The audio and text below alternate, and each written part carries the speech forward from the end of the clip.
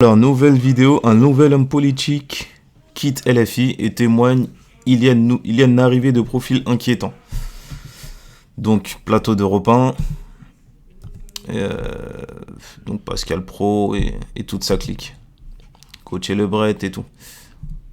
Dans les Hauts-de-France, Cédric Brun. Donc là, depuis quelques jours, il y a clairement une tentative de diabolisation du LFI. Bon, on le sait, hein, de toute façon, on a l'habitude. Après, il y a peut-être des choses vraies qu'ils vont dire, sur lesquelles on va se pencher. Donc, dans tous les cas, ça vaut le coup d'écouter ce qu'il a à nous dire, le petit Pascal. A tiré la sonnette d'alarme et il a décidé de se mettre en retrait de la France Insoumise. Il dit avoir alerté les députés du Nord et il est avec nous. Bonjour Monsieur Brun.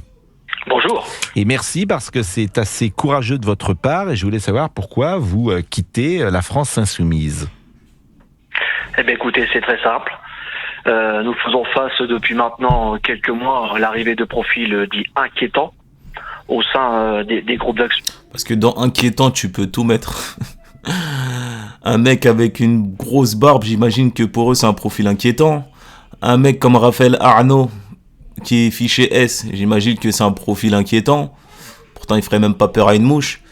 Donc, tu peux vraiment tout mettre dans profil inquiétant. Et c'est là où il joue Europe 1, CNews, tout ça, dans la déstabilisation de LFI.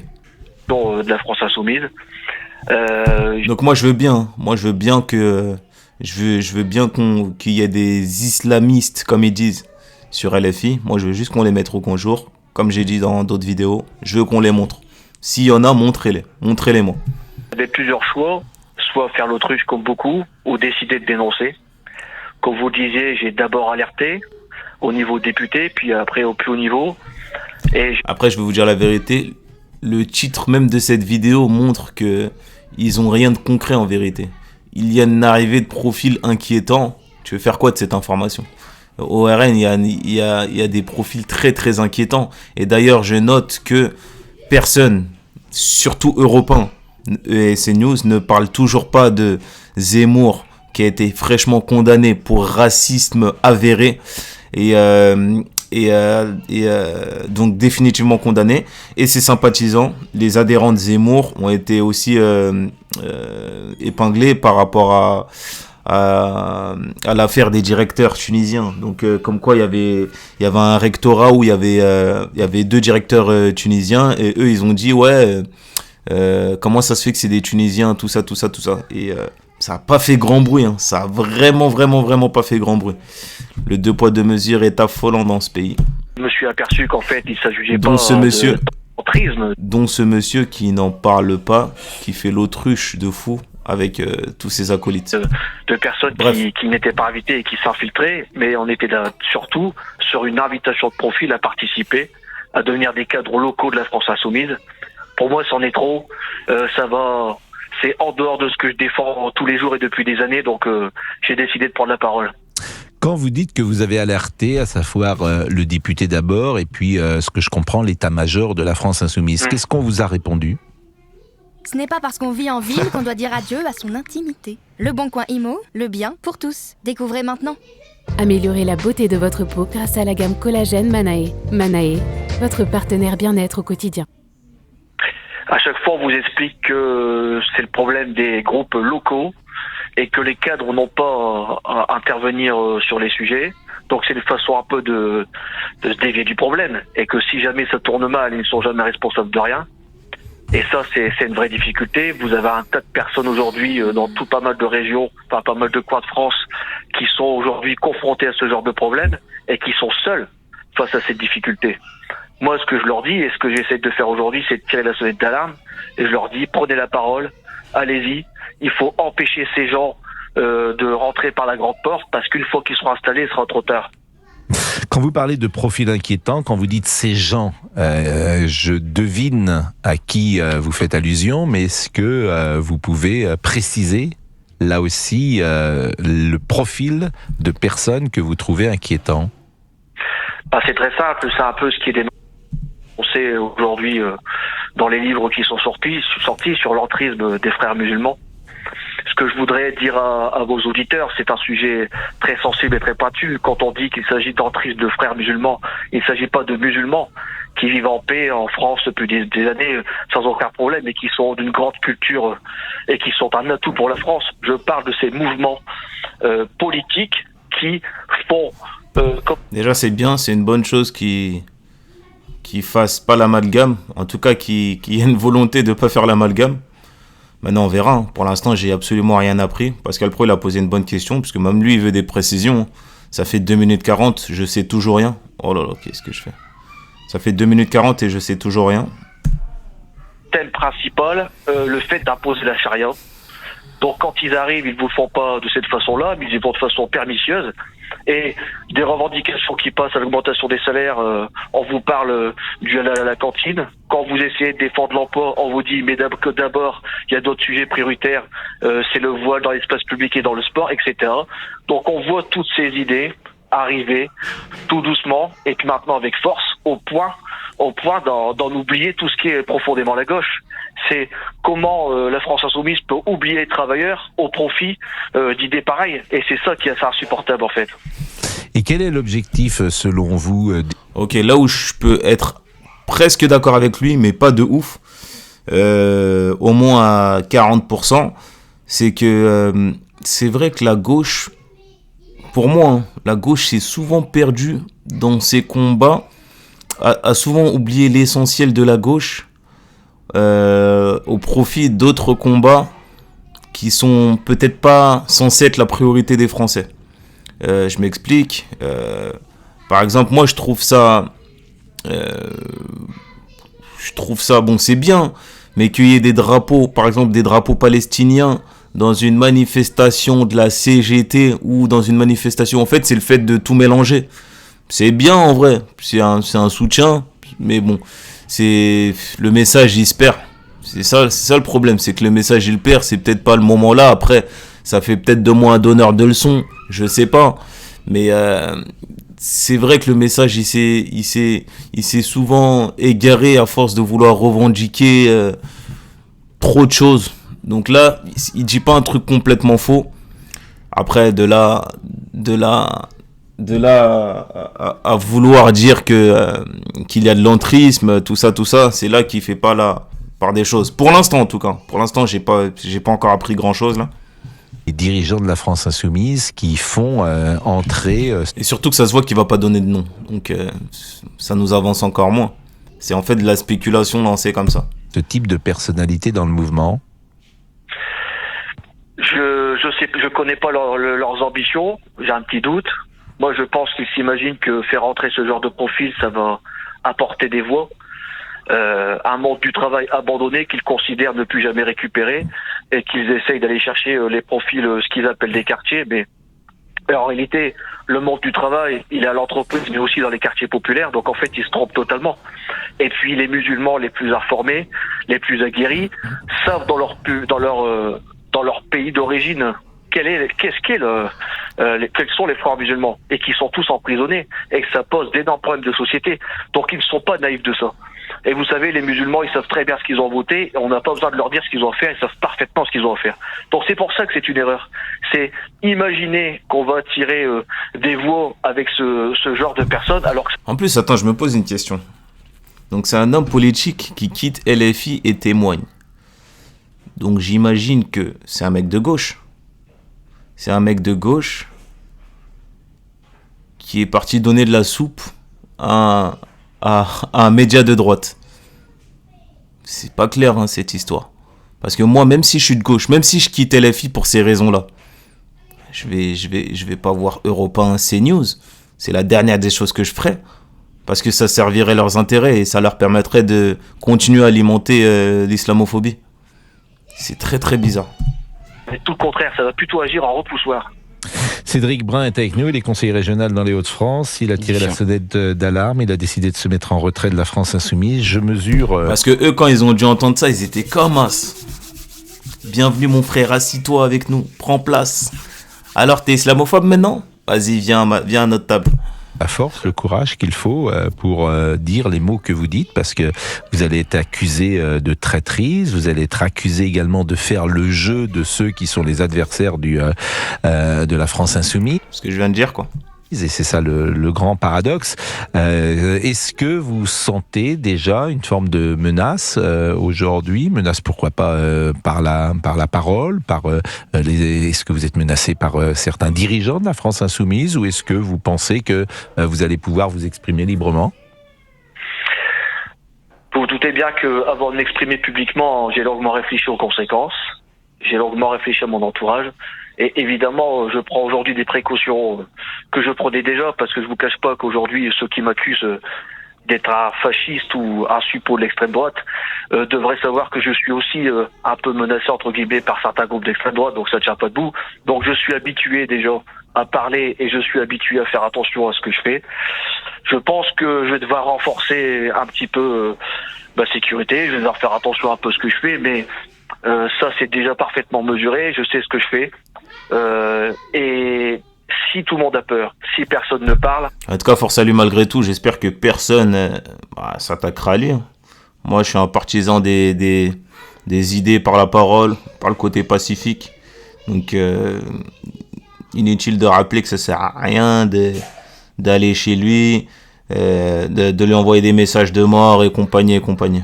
Je le dis en sachant que c'est une évidence, hein, mais je pense que c'est un truc qu'il faut toujours répéter, parce que les gens, ils sont très très très très cons. Je le crains. Surtout sur Internet et Twitter. Que c'est la fin de la gauche. Parce que ce qu'il faut dire aujourd'hui, c'est ce qui arrive à la France insoumise, est déjà arrivé jadis à d'autres partis politiques de gauche et aussi à droite, qui eux ont compris la ficelle et ont immédiatement réagi, parfois un peu tard. Pour moi, c'est là où ils se trompent. En fait, ce qui arrive à la France insoumise, je crois que c'est jamais arrivé, parce qu'en fait, la France insoumise, c'est un parti très très récent, je crois 2016. Et c'est un nouveau parti, en fait, c'est un parti frais. Donc, on parle pas du PS et de tout son passé horrible de par le on parle pas du PS et de tout son passé horrible de par François Mitterrand, qui est impliqué dans plein de choses sordides dont on n'est même pas au courant. On parle pas du RN et de son passé, je vous fais pas le dessin, un passé, un sale passé. On parle pas du passé du Parti communiste, qui a un tas de morts sur la conscience. Là, LFI, c'est un parti tout frais. C'est limite l'un des partis les plus innocents de cette époque-là, là. Et c'est pour ça que on peut pas les mettre au même plan. La LFI peut se targuer de ne pas avoir un horrible passé.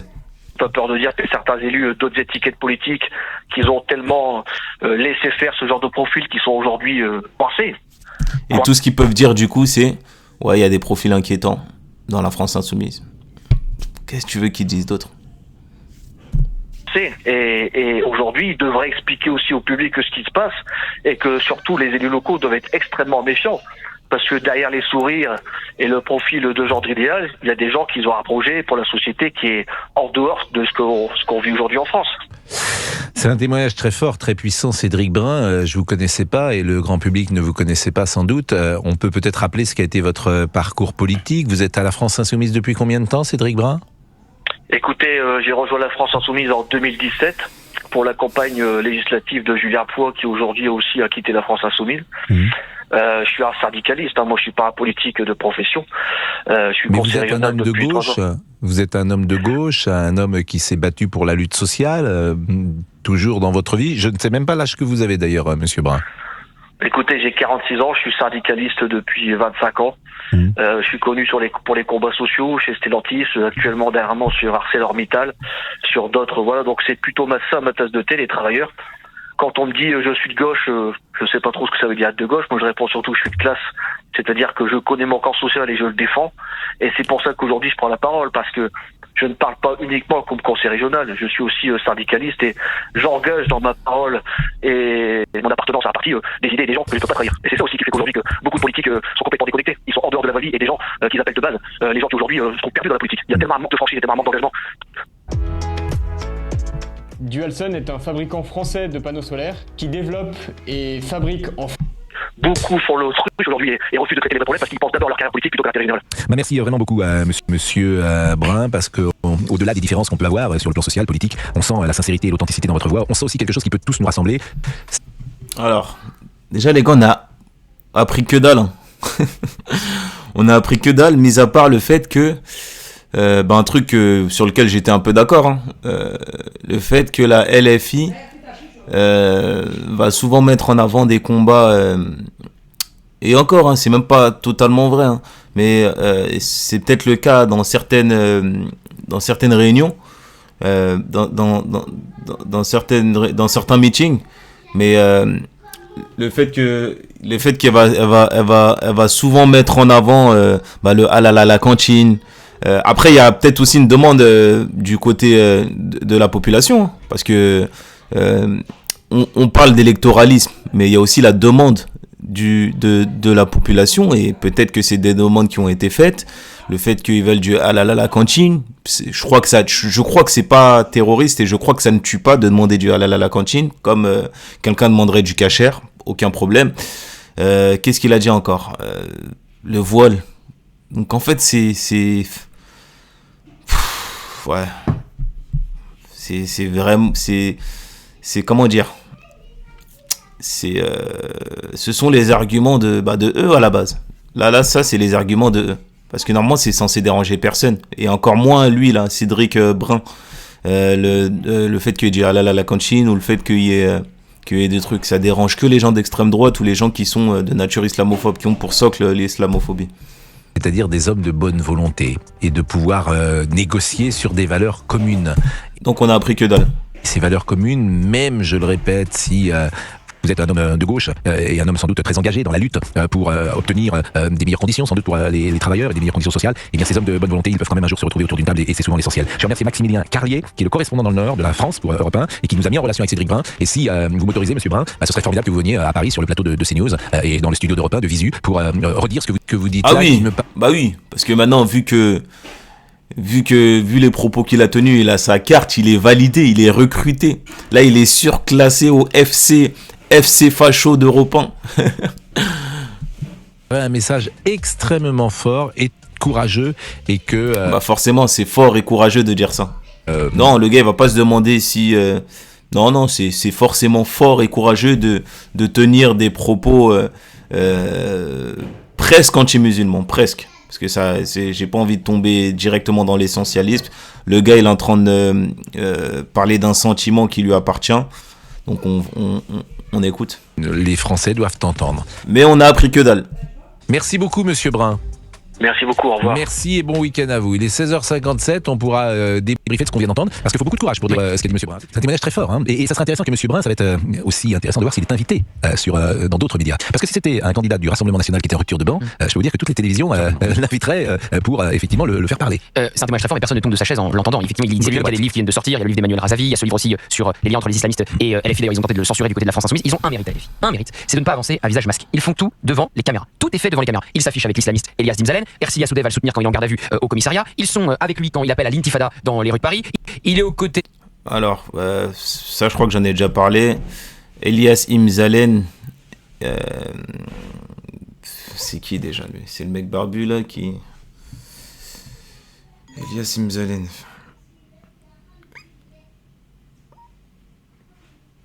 Ah!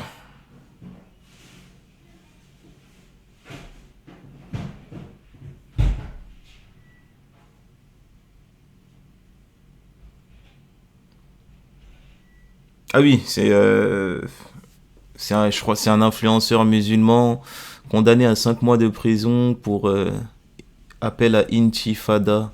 En plus, je crois que Manuel Bompard, il avait pris la parole sur ça en disant que il est pas solidaire de ces propos-là.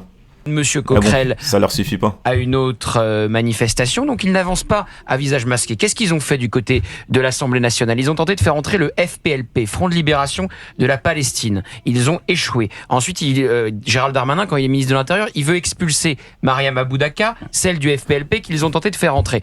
Ils s'opposent à son expulsion, et là encore, ils vont devant le commissariat. Alors, ils retentent le coup avec les héritiers du CCIF qui avaient mené une cabale contre Samuel Paty, qui a juste mené à son assassinat, et eux, ils les ont fait entrer, ces islamistes-là, au sein même de la démocratie française, c'est-à-dire... Ah oui, c'est vrai, il n'a pas de contradicteur. Donc tout le monde est forcément d'accord avec lui. Et ça pourrait pas être contredit, même par moi, parce que j'ai pas plus d'informations que sur ça, sur le fait que le CCIF voulait la mort de Samuel Paty ou était contre Samuel Paty. Donc compliqué. C'est la seule chose dont je suis certain, c'est de ne pas prendre au mot tout ce qu'il dit. C'est la seule chose dont je suis certain. Ils n'avancent pas à visage masqué, ils font ça devant les caméras. Donc les liens entre les islamistes et la France insoumise, tout le monde le sait. Maintenant... Et comme je dis, hein, s'il fait tous ces parallèles et tous ces raccourcis-là, eh ben, faudrait faire les mêmes chez Zemmour, parce que Zemmour, je répète, est fraîchement condamné, je ne cesserai de le répéter, est un raciste, son parti est raciste, c'est un raciste avéré. LFI, il y a pas de condamnation. RN, bon, c'est le FN, donc c'est le FN qui a multiples condamnations. On va laisser le RN. Le RN, c'est des condamnations pour les 4 millions, vous savez. Mais voilà, c'est marrant, tu vois. C'est marrant le fait de protéger, de ne pas parler de RN, de Zemmour, mais vraiment se concentrer sur LFI.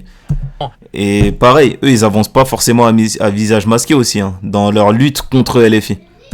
Il y a des hommes courageux comme avec sa casquette New York, là.